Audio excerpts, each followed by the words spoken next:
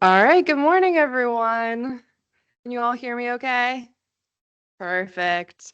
Thank you so much for being here, for braving the winter weather for our Past to Present lecture series this morning. We really appreciate you being here and supporting our program. My name is Julia, and I work in the education department here at Columbia River Maritime Museum. And today we are welcoming two gentlemen who will talk about the history and evolution of the International Longshore and Warehouse Union, Jared Moultrie and Josh Goodwin. Jared Moultrie was born and raised in Vancouver, Washington. He served almost 8 years as a combat medic in the United States Army.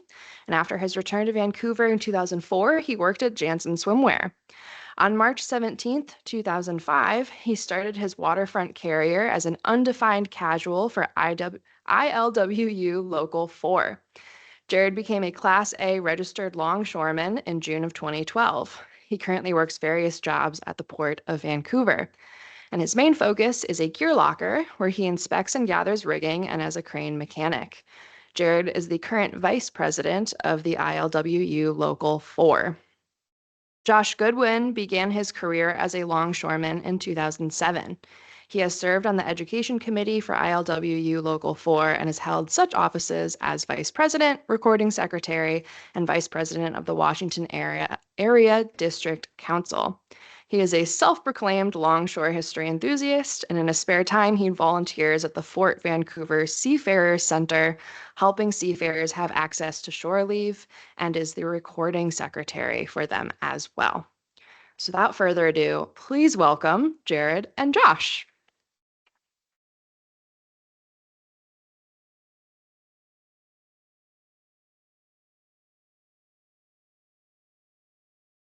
All right, well, thank you. I'm Jared. This is Josh. Like Josh. said, the bio. Been down there for like 20 years now. Really enjoy it. She said, like the gear locker, checking, inspecting gear is my number one job. But one of the best parts about the waterfront is you can do everything. There's a lot of different things. Every day is a little different. Can drive a forklift, can work in the hatch, drive a locomotive, in the crane, like I do, work on mobile cranes. I appreciate you being here, and thanks for having me. Hi everyone, I'm Josh. Yeah, I'm just a non-skilled guy at the local, and my favorite part about the job is the variety of jobs that we get to experience. So that's enough of the bios. We'll get into the presentation. So quick, ILW stands for International Longshore and Warehouse Union. The word longshoreman, right? So the term longshoreman comes from like about the 1500s. The ILA represents it from ships coming from the old world to the new world.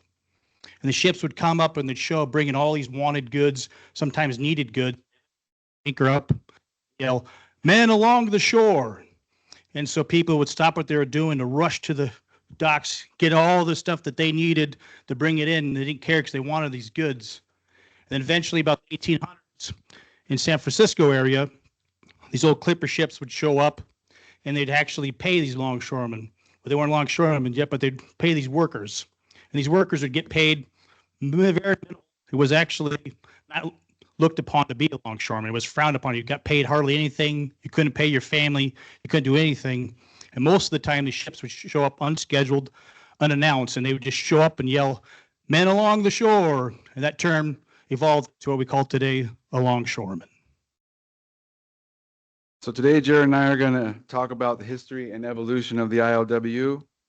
We hope to give you an image of what it was like before there was a union for longshoremen on the Pacific Coast, the struggle it took to get the union, and then a few of the struggles that we've had since having a union to close it up.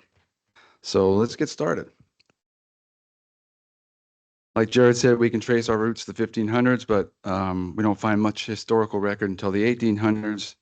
And in the 1800s, it was craft unionism that ruled. We had winch drivers, dock workers, hand truckers were all individual unions, which was very unorganized. And during this time, the labor conditions, there was no labor department, everything was just terrible. And it took a little bit of work for us to get past this point. The first example that we have on record of a union trying to organize the different crafts into one union is the Stevedore and Riggers Union, also known as the Red Book Union. And on the slide, we got a couple examples of their victories. So you can see, I should get my pointer. In 1853, the San Francisco longshore workers strike Pacific Coast of the Steamship Company. What they were striking for is they wanted $6 for a 9-hour day. They wanted $1 per hour for overtime. And then the Stevedore and Riggers Union, the San Francisco charter, started what we eventually call the Red Book Union. And then in 1886, the Seattle Longshoremen's workers strike the Pacific Coast Steamship Company, and they wanted wage parity with Victoria, Canada. They wanted to have the same wages as BC. The Stevedore and Riggers Union organized, and the workers win the strike. They gained Hiring Hall in Portland and actually in Tacoma. That image is a banner that's currently hanging in Seattle's hall. It's an old Stevedore and Riggers banner. After the Stevedore and Riggers, we got the ILA comes in and makes their attempt at organizing. So same thing. So on here with the ILA traces origins back to the Association of Lumber Handlers, founded in 1877 in the Great Lakes, right? They renamed the International Longshoremen's Association of the United States in 1892. In 1890, 90% of imports and exports to the West Coast were all in San Francisco. They start organizing the Pacific Coast locals in the late 1800s.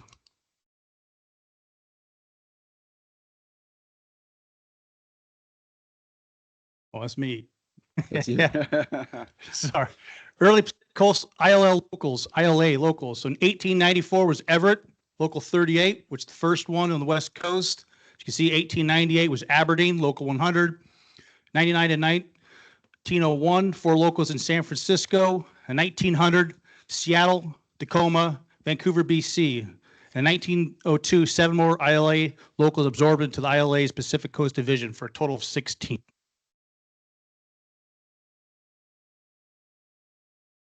I really love this statistic here.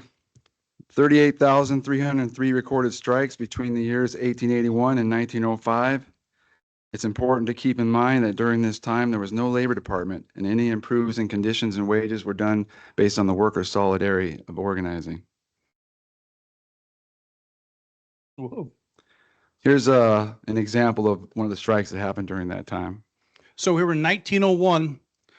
The workers gather over here at the inset. Where's my little?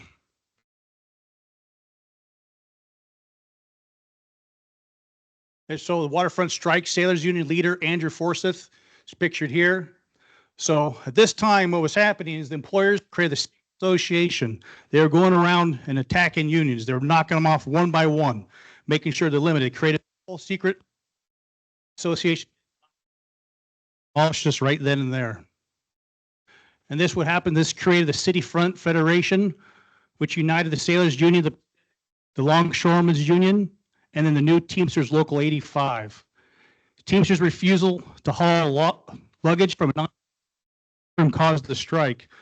So as luggage came in, they wanted to take it was non-union, and they just said, no, we're not doing it. It's not going to happen. And this waterfront strike lasted 2 months. As a result, the secret association was no more. There we go. Chest test. There we go. All right, finally in 1913, we get the Department of Labor. We got a little video here that kind of shows the commercial for the Department of Labor.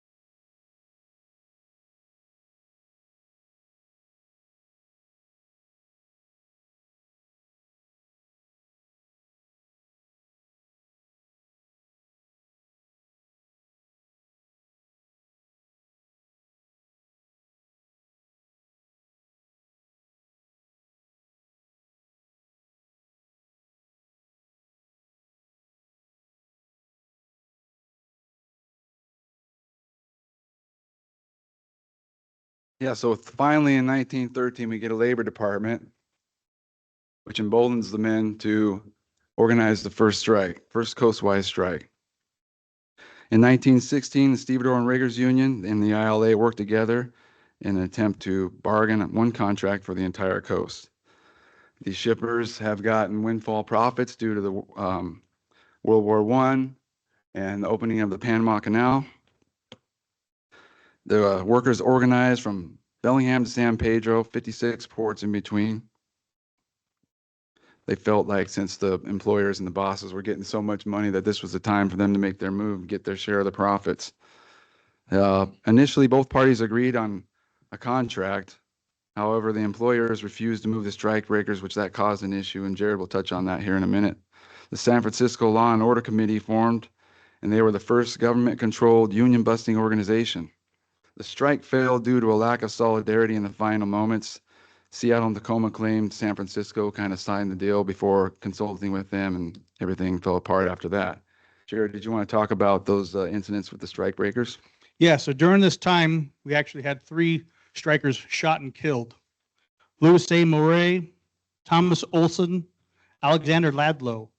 And real quick, we were talking about scab. So I'm actually going to read you the definition of what a scab is so you know what we're talking about.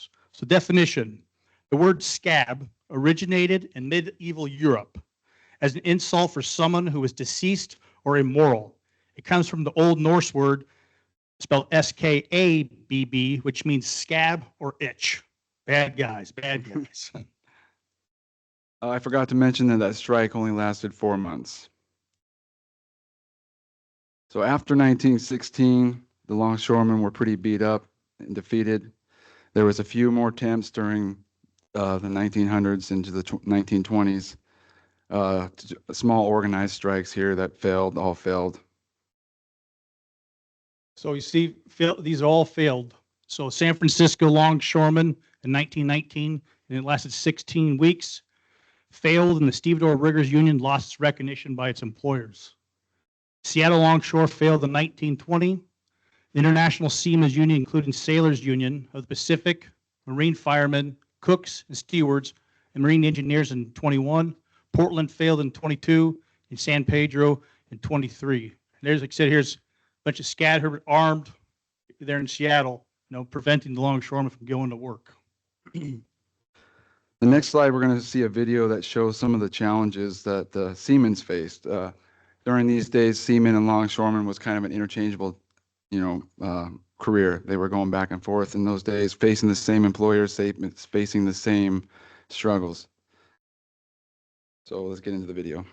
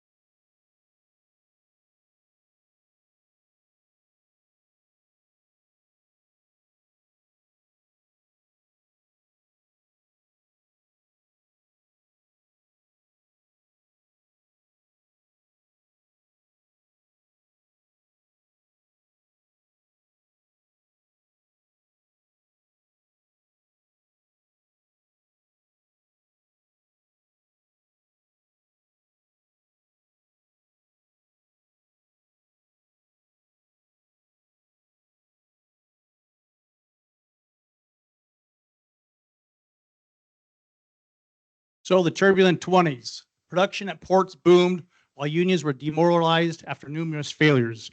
Every strike was failing, but yet, the ports were booming. So here's one of the statistics that I showed when there's no safety standards, right? So in San Francisco, longshoremen experienced 200 to 400 disabling injuries for every million man-hours worked, equivalent to 3 to 6 disabling injuries per 8-hour shift for every 2,000 longshoremen. There were no rules, no safety standards.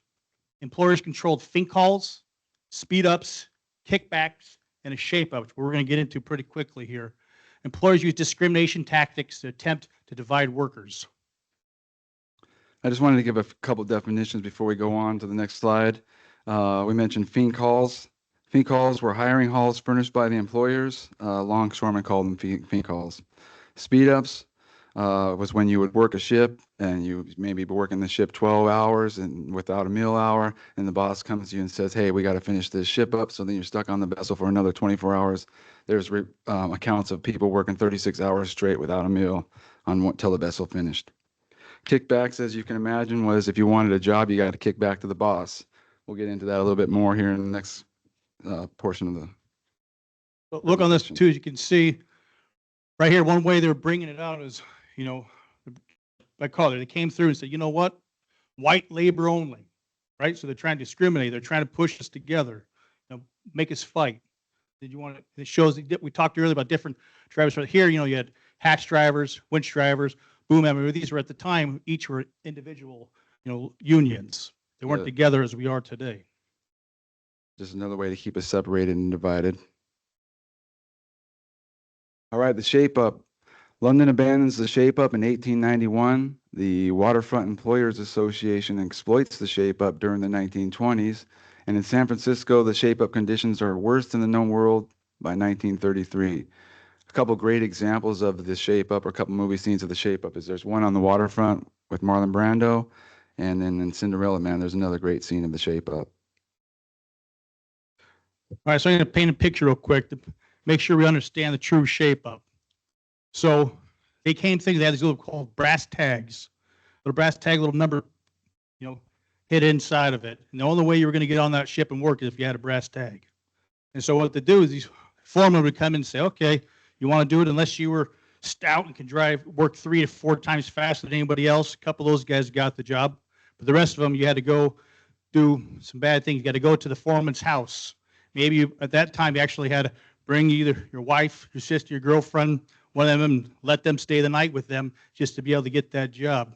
You had to go fix their barn, build their fence, bring them some bootleg liquor, whatever. You had to give them kickbacks. You had to promote yourself, sell your soul just to be able to try to get one of those tags. Then once you got one of those tags, you went down to, like, let's say it was 30, say it's 30 jobs for the day. And let's say 5 of them were the young, fastest working guys.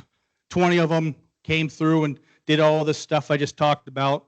And the other 5, when it went through, well, he didn't know what to do. So you take a hand of the last 5 and you'd throw them out. And you'd fight, and you just little fist fight whoever's going to get those last, 5 tags to go take it in. Once your job finished, you're done. You've got what we call the brass check. Well, the bad thing is now you got this brass check, but you couldn't just go to the regular bank to cash it. You had to find certain places. So one of the examples would be a tavern, but only certain taverns. So you go to this little tavern, you show up and you say, hey, Jimmy, I got my brass check, right? And you go through and says, okay, well, I'm going to cash that. But first, you're going to buy 2 pints of beer, maybe 3, whatever he decided. So you had to spend a little, take a check, he gave you 2 pints, you drink it, and then he gave you what was left over. Or you go through, and we got a good video, and he's going to talk about soon about having to go to certain hotels or lodging or food. You'd have to take them to certain places, and everywhere you took that check, they made you buy something. They took a piece of it first before they even gave you that little bit that you actually got. Yeah, the next video we got gives a little bit of an example of the hotels that Jared's talking about and the shape up as well.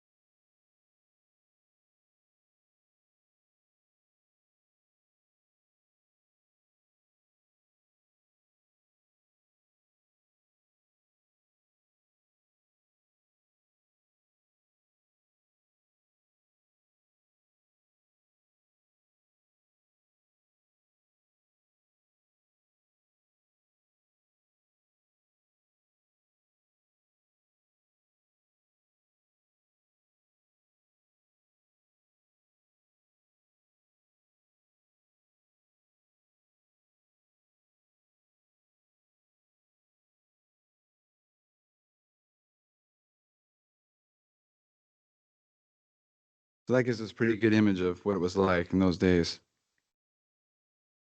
So now we got this, the employers finally get around to making a union after the longshoremen were trying to organize, earlier on in the late 1800s, 1916, and through the 20s, the employers decided to create their own union. Much like its predecessor, the Secret Association and the San Francisco Law and Order Committee, their aim was to crush the hopes of a coastwise contract. So the Waterfront Employers Association was established in 1915 in California and in Washington. Uses political influence to gain power through anti-work legislation. Reverse all the gains made during the 1916. This is when we had the Blue Book Union and the Shape Up and the Open Shop. We talked about the Fink Halls on the waterfront. In Seattle, during the 20s, WA introduced its registration program in order to blacklist union activists, the Wobblies, the troublemakers. Workforce shrinks from 1,420 to only 612 workers. Okay, the hero of our story is Harry Bridges. He was born in Australia in 1901, and he becomes a seaman working on old wooden ships at the age of 15. There's a story of Harry being shipwrecked and surviving by floating on that mandolin that is in the picture there. He loved to play that mandolin. He was also, there's stories from the Solidarity Stories book where Harry talks about he never joined the Blue Book Union, or he was always behind on his dues in the Blue Book Union and ended up having to work the tramp ships. So Harry, after being on vessels in 1920, he jumps ship in San Francisco and joins the Seamen's Union of the Pacific, and he works American vessels for 2 years. During his time in the Seamen's Union of the Pacific, he has experience with the Wobblies. Starts working on the docks in 1922, and he becomes the editor of the Waterfront Worker. So I'll touch on the Wobblies a little bit. The Wobblies was a union that wanted to organize all unskilled workers into one big union. That was their whole thing. Very militant and very progressive in their thinking. Harry was very impacted by that time. Jump ship, Josh. Oh yeah, jump ship. So the term jump ship is it's an actual job application process for a seaman. If they wanted to get a new job, they would literally jump from one vessel to the next, or if they wanted to start working the docks, they would jump and swim shore. Pretty brutal job application process. The Waterfront Worker was a newsletter created by the guys in 1933 to try and organize the whole coast. They stacked bundles of this newsletter and stashed them in the cargo holds of vessels that were heading north to Seattle and Tacoma, and that was the way they were able to get the word out in the early days. If you are interested in more reading on the Waterfront Worker, there's an archive at the ILWU.org. So the National Industrial Recovery Act. So here's the beginning of, some help. So President Roosevelt signs the NIRA June 16, 1933. He appoints the first woman to serve as Secretary of Labor, Frances Perkins. Section 7A, we'll get into in a second, but finally gives workers the right to collectively bargain, and the unions begin to rise. So after finally getting that right, 1933, the longshoremen are fed up with the waterfront employers' dominance on the waterfront. The idea of a coastwise contract starts to gain ground again. Led by Harry Bridges, we start organizing the whole coast. Harry takes many trips up and down the coast, and he's also working at this time to organize the Teamsters and get the Teamsters along with the goal of the longshoremen. So longshoremen here, they're fed up with that blue book we talked about earlier. It's employer-based. At the same time here, we're starting to secretly organize. We're fed up with this. Let's secretly start talking about this. We have 7A intact. We can start forming something. We can start to fight back. Well, the ILA reorganized the Pacific Coast Division, and 4 men were the first to challenge employers with Section 7A by public organizing, and they were all 4 fired.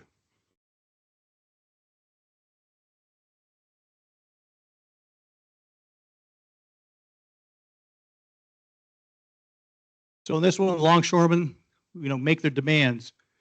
So here, let's look at the picture first, because I like this picture. So all of the longshoremen here, There's a big fire. They're burning the blue books. They're done with it. They take them all. They ain't work. Here they are. We're going to burn them all. We don't have anything else to do with these guys. So union control discrimination-free hiring hall is what they wanted. They wanted a coast-wise contract with equal wages and benefits to the West Coast ports, and they wanted a 6-hour workday with fair wages. Yeah, so the longshoremen are fed up. Like Jared said, they're burning their blue books. On May 9th, 1934, the longshoremen in 56 ports along the Pacific coast walk off the job. Like I said earlier, they convinced the Teamsters to stand in solidarity, and the Teamsters agreed to refuse any scab cargo. One of the reasons of the failed strike in 1916 was because the employers would ship scab workers in on a vessel into the port, avoiding the picket line as a whole, and then they were still able to move cargo to and from because the Teamsters were still taking it out. So this is very significant, having the Teamsters involved during this time.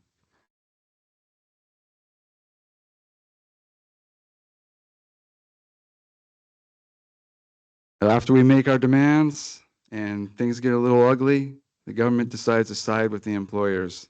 And there's a few battles up and down the West Coast, but here's a couple images that we'll just kind of let you guys marinate on for a second. There you see police buggy, all the workers, all armed, patrolling us in Portland. We'll get into this a little bit, but here's two of our brothers shot dead, laid in the street in Longshore and beaten by police.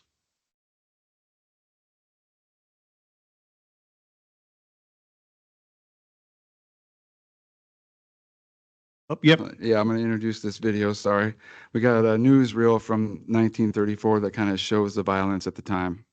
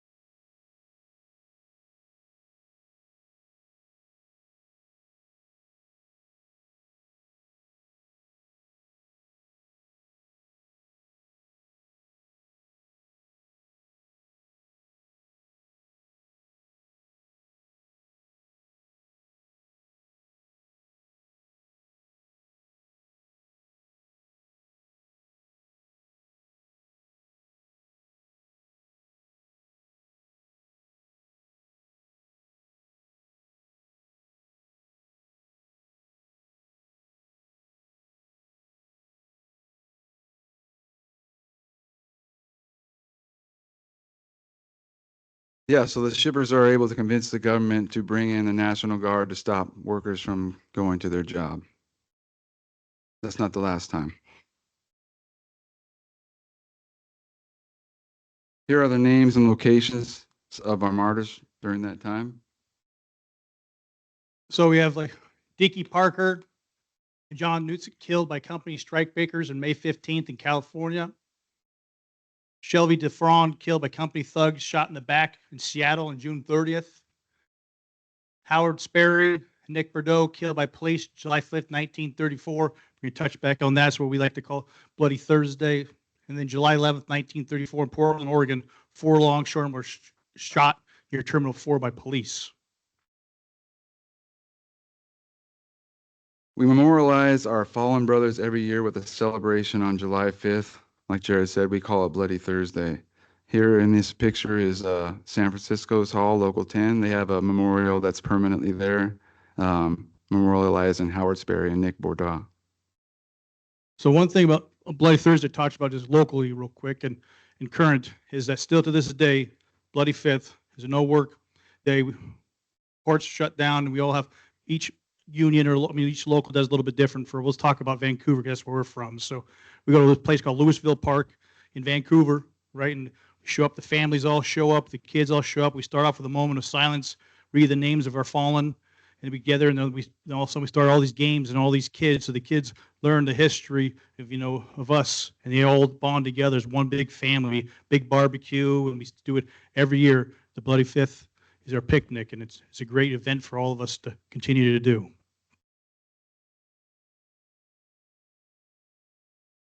The general strike. After Bloody Thursday, the the Joint Marine Strike Committee called for general strike. 14 unions voted to support the call the next day. On Monday, July 9th, 1934, a crowd of 40,000 people solemnly filled Market Street in a funeral procession for the slain strikers. An injury to one is an injury to all. An injury to one is an injury to all is our mantra. That's what we live and die by. That goes for all labor and all workers. We got another video coming up that kind of depicts the aftermath of the general strike in San Francisco.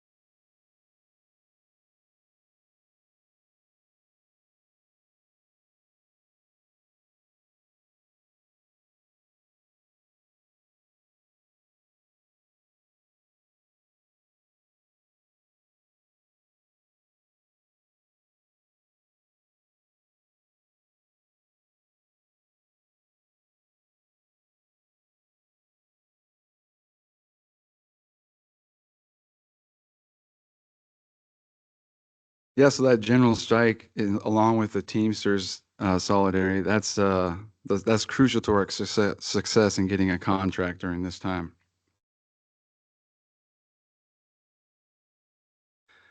This is an image of the funeral procession for Howard Sperry and Nick Bordeaux. Shortly after this, we got a Coastways contract with the ILA's representation. Not only did we get a contract, we finally got a union-controlled hiring hall and eliminated the shape-up. So like I said, without the solidarity of the other workers and the solidarity of the Teamsters, and then this moment also, we couldn't get the employers to sit down with us and negotiate. Yeah, so having that hiring hall, was huge. No more of that shape-up, no more of that junk we were talking about earlier. It was gone. We finally won the big fight. We got what we needed. We could actually go and hire peace without discrimination, without support of violence. Yeah, busting weapons, guns, going to boss's house, nothing. It was over. We finally won the hall.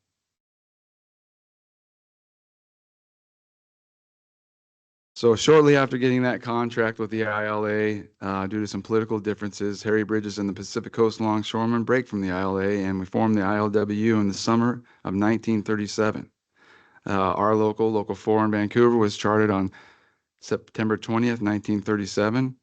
The ILA Local 1892, Kalama, Washington grain liners did not vote to join the ILWU's Local 21 until 1981.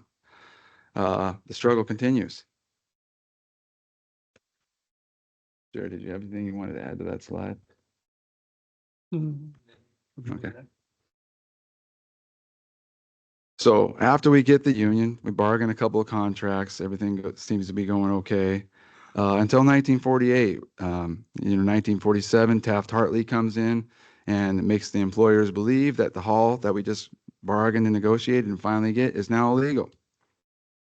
They underestimate the political climate of the Cold War, and they use Red Scare tactics to try and eliminate left-wing activists like Harry Bridges from the union. Their aggressiveness caused this great solidarity amongst the workers that we probably haven't seen since. But the 26,965 longshoremen that we had at that time unanimously rejected the last and best final offer. As a result of that, The employers were forced to get a new negotiator, and an agreement was finally reached. They changed their name to the New Look PMA after this struggle and their strategy of being so aggressive and militant to allow 20 years of peace to thrive on the waterfront.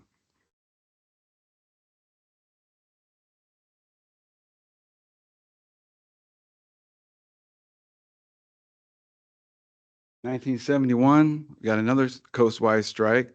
It was the longest strike in ILWU history, lasting 134 days. The strike began on July 1st, 1971. It was about job security against mechanization and Nixon's stagflation. October 6th, Nixon implements Taft-Hartley for an 80-day cooling off period. During this strike, there was two 80-day cooling off periods implemented. A tentative agreement was reached on February 8th, 1972, and the union gained advancements on the M&M, or the 1961 M&M agreement, which included state-of-the-art medical benefit package and job security. So real quick, we touch on the 1961 M&M agreement, right? So what happened here is you came through is like Hair Bridges saw, future was coming. Machines was coming, things were coming. Everything before was gang work. Men did everything. Well, we knew that we had to evolve, and so what they did is they signed an agreement that we'd evolve. We could start using machines. You can start doing things. But the problem is by signing this, we actually had less man hours. By less man hours, we actually lost work. Right, so we actually had almost all casuals lost their jobs, and even some of the beemen. So then you came through in '71. We talked about was the focus was on consequences of containerization. So now everything's containerization. And real quick, there's a cool little during this time because it was so important that actual President Nixon flew to Portland, Oregon, and he met with Harry Bridges and the PMA. The meeting was only for 20 minutes, but he flew to Portland just to talk about, hey, let's get this thing done. Don't make the government come in, right? And then so containerization enabled employers to avoid the struck ports. So what was happening is, so let's say Los Angeles was striking. They could go through, they could take, now they had these containers, and they could say, okay, we're going to bypass you. We're going to go to Mexico.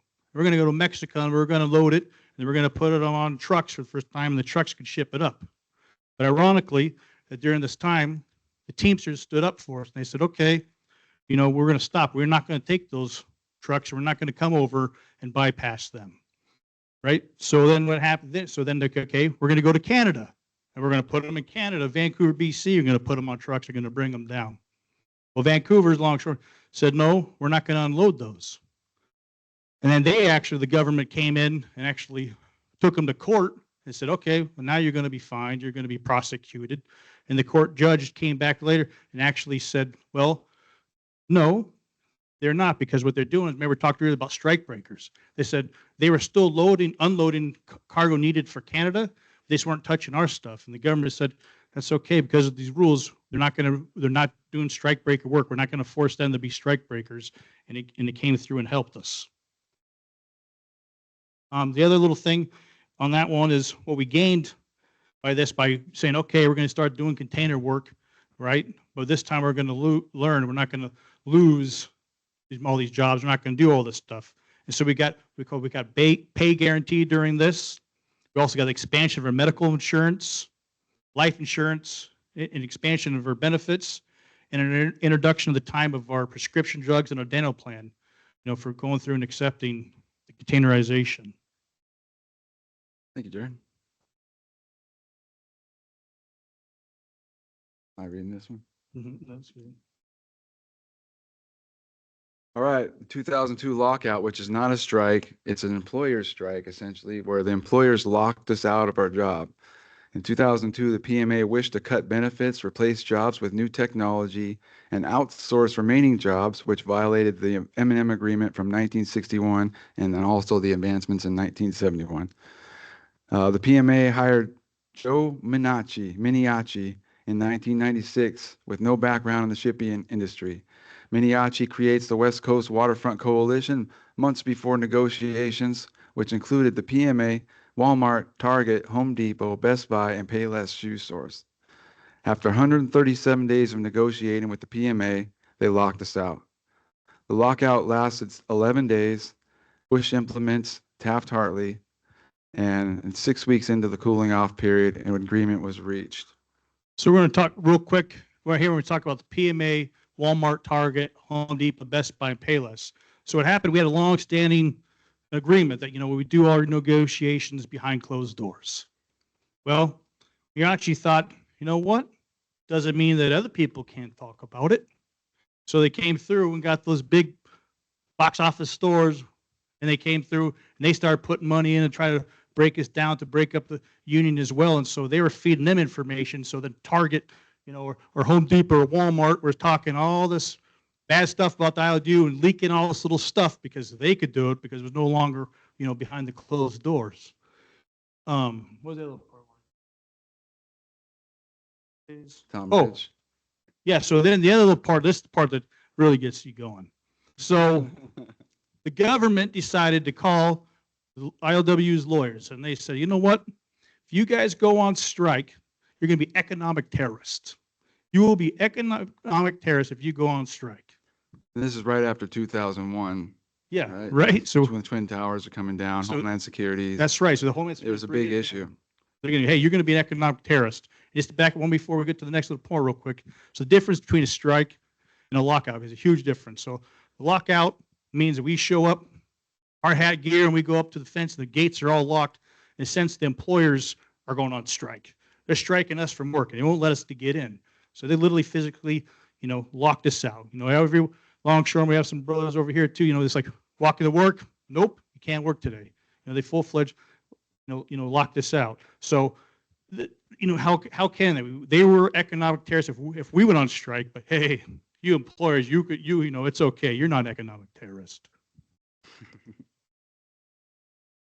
We got a little video from that time.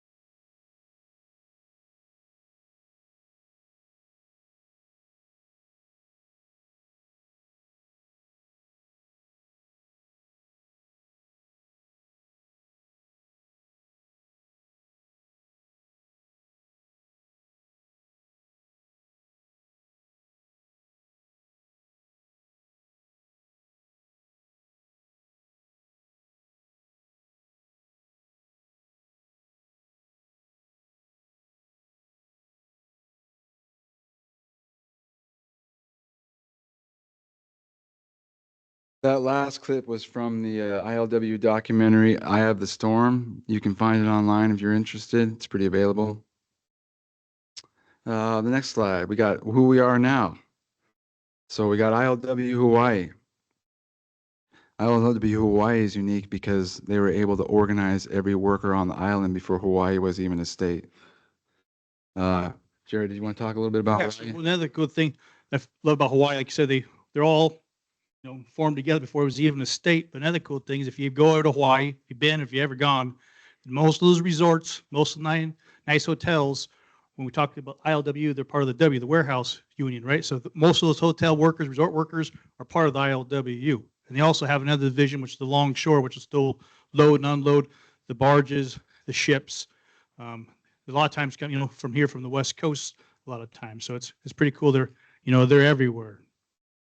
Yeah, the IBU, the Inland Boatmen's Union, that makes up our Marine division. They handle the tugs and moving ferries around, moving vessels around. And ILWU Canada, they're like us, but they have their own contract. We got ILWU Alaska, and they got division units in Kodiak, Seward, Haines, Wrangell, Dutch Harbor, and Whittier. And they do a variety of cargoes, longshore work, and they got some cannery work up there as well. Then we also have what we call the auxiliary. Auxiliary, I appreciate it pretty good, is each local, it's spouses, girlfriends, boyfriends, whatever, and they form this little group. Like currently in Local 4, my wife is the vice president of the Auxiliary 11 there in Local 4. What they go through, so when we have Christmas parties, they help put that together. When there is, at the picnic, we talk about Blythe Picnic, they help put that to thing. They help with all of our community service, getting involved and to help and support us in other ways. Take your kid to work day, That's right. Christmas parties, things like that. Oh, talking about Christmas, so one of the little things too we do every year in Vancouver, we used to donate all these bikes for Christmas. This year we adopted families, wrapped all these presents, for everything, and the auxiliary came and helped wrapped and helped buy gifts and everything to bring it together. They're the glue.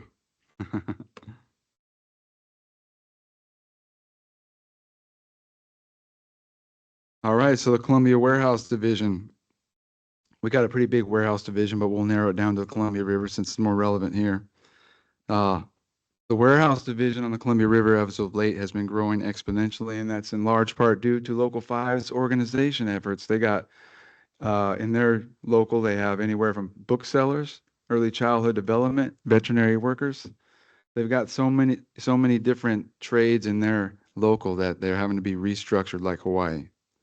Another warehouse division local on the Columbia River is Local 28, and they do hospital and port security. Do you have anything to add to that, Jared? All right, so this is going to conclude the presentation for now. Jared, do you want to read the slide? Yes. So currently we have approximately 42,000 members over 60 different locals in California, Washington, Oregon, Alaska, and Hawaii. And here locally, we have Astoria. We have some members here today. And approximately 3,500 within Inland's Boat Union and about 21,200 members across Canada. We've got a resource list here for anyone who's interested in doing some further reading or learning more. If you want to take a picture of that, or if you want to get with Jared and I after the presentation, we can give you what we have. But this is everything that we use to put this together. Okay, yeah. That was it. That's it. We'll do some quick Q&A. Oh, you want the resource? Oh, yeah. Resource. So we have a few minutes if anyone would like to ask Jared and Josh any questions. I'm going to come around with the microphone for you so we can all hear. I actually have two, if I can get them in. The first one is, can you describe the Taft-Hartley Act and the impact on that on the union? Taft-Hartley, we could talk a little bit about it, but it's pretty in depth. There's a lot moving parts, but the pieces that affect us the most is basically it allows the president to cause or interject a cooling off period that makes everybody kind of separate before they can go back to negotiating. And I don't know the exact language of the Taft-Hartley, but it makes some of the things that the National Industrial Recovery Act made legitimate. It tried to unlegitimize some of that stuff. So I can't speak in depth on it, but the 80-day cooling off period is the most impact to us. That's right. So that's the big part. One of the easiest way to say it is the government says, okay, you're not moving cargo through, you're not talking. So here we are, cool off 80 days. So just 80 days no matter what. So we have to go right back to work. If he did it today, tomorrow we go back to work for 80 days. And when 80 days is up, they can lock us back out or they can go back on strike. But it's the way for the government to say, nope, 80 days we're coming in. A lot of times they'll bring in a negotiator, federal negotiator to come, an arbitrator, to come and help fit the problem. I was a teacher and we have the same thing in our union. So right I appreciate that. My other question was July 5th. Is that open to the public? Can we come to the picnic and find out more about? You I don't know if I don't, in our local, we've never done anything like that, but you know, we're all about education as a whole and letting the public know who we are. So, I mean, if you're interested, we could look into it for you. Yeah.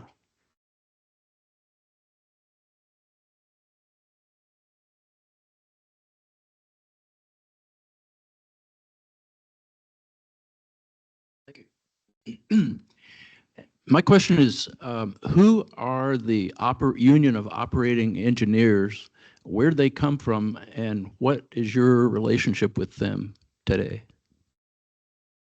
Well, for us with 701, right? So It's local 701. yeah, local 701. So our relationship has been back and forth for a while now, you know, so I'm not going to fully speak on that. You know, it's not the greatest because when there was lockouts for when we had a grain lockout years EGT. ago, EGT, and all, so they came through and immediately crossed our picket lines, you know, which is a big no-no. And they were bringing in cranes and doing their own little stuff without crossing it. So it made us butt some heads for a little while, but for the most part, that, you know, engineers just do like, if you're building, actually, right now, let's just say that this building was going to be a big union built building or something, right? The operational engineers most of the time would come in, do all the dirt work, like the piping, Driving the crane. the crane, scouts. little cranes and stuff like that. There's a whole bunch. I don't know every little aspect that falls into them. For the most part, they would come and do all of that beginning little work.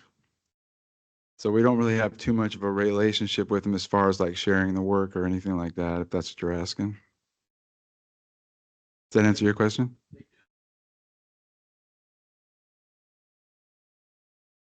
I'm not familiar with sure that. on that. Yeah, I'm not sure about that one.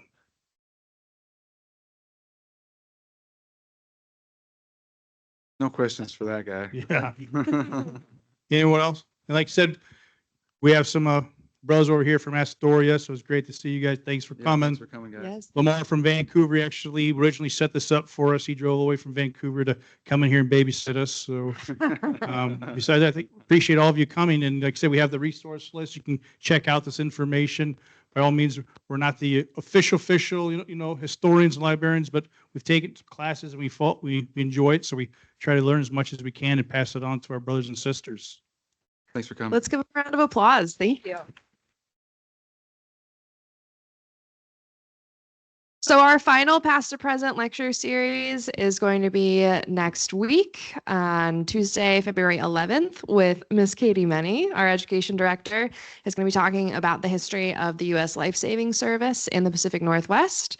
I believe these gentlemen are welcome to hang out and answer any other questions or share stories if you would like to chat with them more. So please take your time and have a great rest of your day. Thanks, everyone.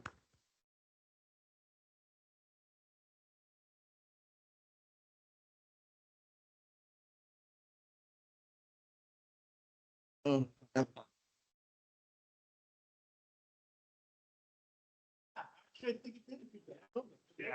we were going down to